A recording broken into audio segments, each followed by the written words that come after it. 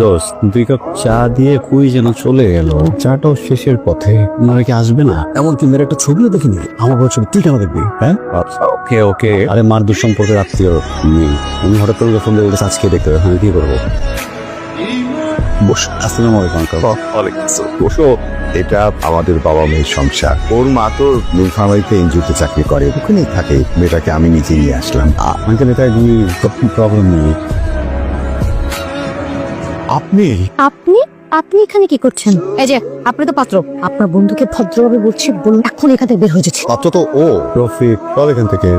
আমার আগে পরিচয় হচ্ছে, প্রচুর ভাত খায় বুঝছিস। আর যারা বেশি বেশি করে ভাত খায় না, তারা বেশি বেশি ডেঞ্জারাস। লাইক শুধু যে ভাত খায় এটা প্রবলেম না, ব্যবহারের ঝামেলা আছে, প্রচুর ঝগড়া করে বুঝছিস। এক্সকিউজ মি, আমি আমার বাপের হোটেলে বসে 3 বেলা ভাত খাবো না কি করব সেটা আমার ইচ্ছা। আপনি খোটা দেওয়ার কে? ভাত নিয়ে ও আই এম রিয়েলি সরি।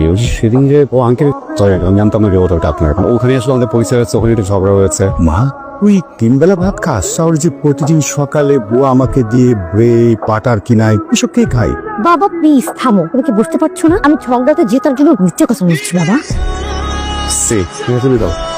যে মতন ঝগড়ায় জেতার জন্য মিথ্যা কথা বলে আঙ্কেল। আপনি চিন্তা করেন, এমন একটা ঘরে যদি আমি বিয়ে করি, ওটা মানুষের যদি আমার সংসার হয়, সেই সংসার টিকবে?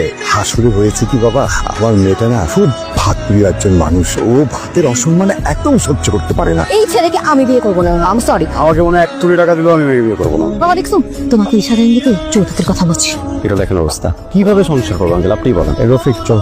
কথা আছে না, ভাত ছেটালে কাকের অভাব পড়ে না। প্রকৃতিতে এখনো ভাতই খুঁজতেছে, কি একটা অবস্থা।